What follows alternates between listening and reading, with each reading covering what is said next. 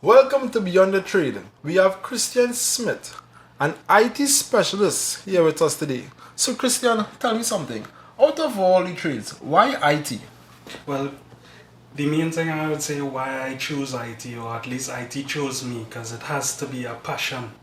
When I was 8 years old, my mother got me a computer that was discarded at the side of the road, and she brought it to me and gave it to me and said, well, try figure out something. You like to mash up everything in my house, so see what you could do with this. So I challenged myself to get this working at any means possible, but money was not one of the means, so I had to figure out any other way. Yeah.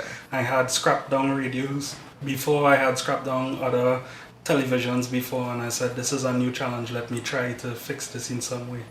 And after taking parts from a radio, taking parts from a car amplifier, and getting this computer working, which was a Dell Optiplex 102, that's one of those very old It sounds good. computers. When I got it working, I decided, this is really fun. I love having to be able to use my hands to be able to fix something and use my brain also at the same time. And that just gave me this great passion towards IT. So, I'm hearing a repair technician or repairman. What are some of the career paths one who's in IT could prepare to go into? Alright, so the first thing I would say, if it is your really, I would always believe that you should have some form of passion for it.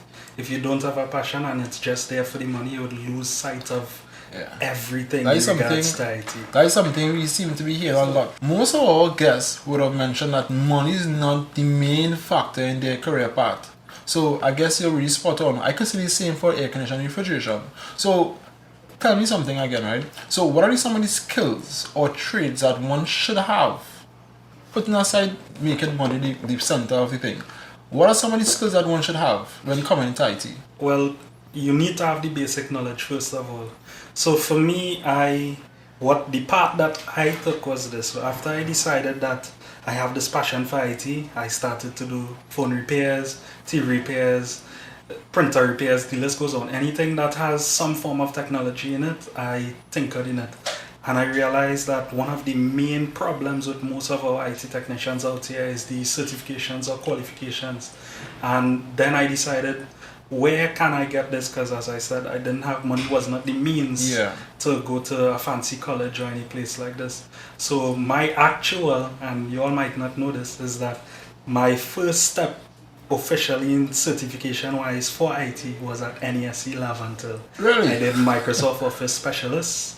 And after that, I realized how much I didn't know about, say for instance, Microsoft and so on. I then went on to do CompTIA A+, CCNA with Cisco, and pretty much you have, it has a list. I actually have a list that I can put out someday for everyone to follow suit for, according to if you'd like to go to networking, if you'd like to go to software engineering or hardware engineering. It has a variety of opportunities to go, but I'll definitely say NESC, my DNS, is one of the places to be. NESC right now has a diploma in IT network specialist right now, I believe, and that would be one of a really good stepping point. I heard you mention software and hardware. What is the difference between a software and a hardware when it comes to IT?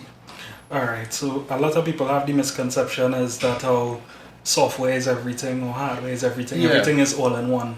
But just as this mic here right now, it requires two things for this mic to work. This mic has hardware, which is the physical actual jacks, connections, anything inside of it does fine. And it requires software such as like Audacity or FL Studio or anything that you could use to record it and so on.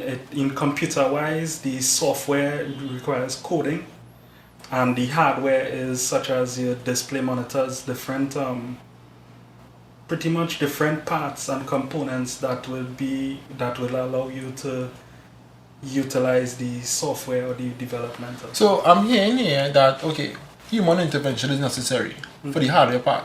So let's look at AI. I mean, AI, we have a lot of different views on AI, but being an IT specialist, would you say AI is a threat anyway at all to any field, any career path along lines of IT, or it's there to help? It's there it's pretty much there. It can build and destroy. Okay. Why I'm saying that is that AI can be useful for all of us in all of our fields. I might say, for instance, I want to write a website and I have no idea on writing a website, but I know how to write a prompt towards ChatGPT. Right. I can enter this prompt. You're the best website developer. I need you to develop a website for me that resembles this website, and it will generate the code for you. Serious? Yeah, so it can be useful, but it can also, if you're not willing to adapt to the changes or the curveball that AI has brought, you would just get lost. Well, outside of what you would have mentioned, software and hardware, what are some other misconceptions in IT that you think the average Joe may not know? They think that all IT technicians are the same. So expand on that for me a bit. Alright, so they would think that, so to say, a software engineer is a hardware guy. He could repair your computer anytime. They believe that if anything gives trouble, unplug and plug back on and it would work almost instantly. And say, for instance, I might be IT, but I'm not a good sound engineer. I might not be able to dabble in certain softwares to make it work to your liking. I might just get it to work, but I might not be able to get it to fine-tune it and so on. So it's all about what you develop your skills in. I might be able to fix a lot of computers and so on, but I might not be able to fix the whole networking system. That's a network technician. So would you say that there's still a demand for IT technicians, just there is different categories? Yes. So there is a demand. There's a very high demand, especially for specialists. So you have to have a niche in what you're doing. So if it is for instance, you're in the networking and so on, and you have the capability of building some kind of going to cloud computing where you can build cloud storage and so on. That's a big money market right now, that and data analytics.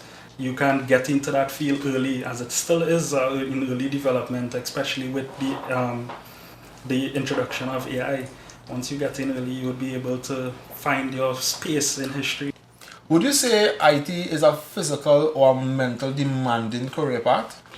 It's more on the mental aspect, because you have to be using your brain almost every second during a job. You have to think of what created an issue and how to replicate that issue. If, for instance, you're doing a repair on something, you need to be able to use all your mental capacity to actually track back to if you did a repair like this before, what you did before and how you did it, how to be able to pull from different aspects of a repair to place it together. It seems like a really tedious task. So with that being said, what about your work-life balance? How do you manage that? Work-life balance? Yeah. What is that?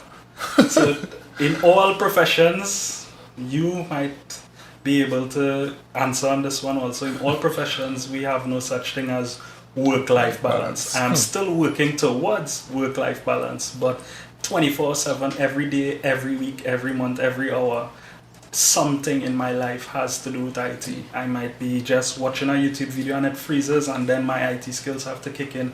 How to get this to stop freezing? It is the router? Is it anything to do with my internet, my ISP provider? And all these things, it's a constant 24/7. So what type of advice would you give someone that is thinking about going into the IT field? I mean, there's air conditioning, refrigeration, there's welding, but I mean, why IT? Make sure that you have some form of passion for it, or else you might get lost in trade. You might just want to do it just for the money, as we stated before, or you might just want to do it because you think you have some form of liking towards it. But if you develop a passion towards it, make it your first love, if you want to say it that way, you would see that you would be going the extra mile to create that, create that environment where you can teach others, you can help develop others in the IT field, and you would actually, cherish. You're giving off Mark Zuckerberg style, so I have to ask, what is one of your largest accomplishments? My largest accomplishment? In the field, yeah. One of the largest accomplishments I had is that I was doing during COVID.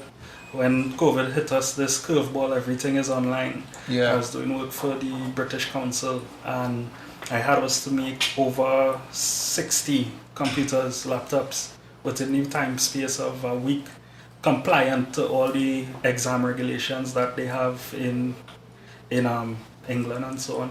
And that was very challenging as a solo person at the time. So that was just strictly all you? Yeah, strictly me. Ouch. Alright.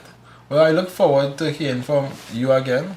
Hopefully you could have a tape too, because there's some more questions I need to ask. Alright, Christian, thanks for coming. No problem. Thanks.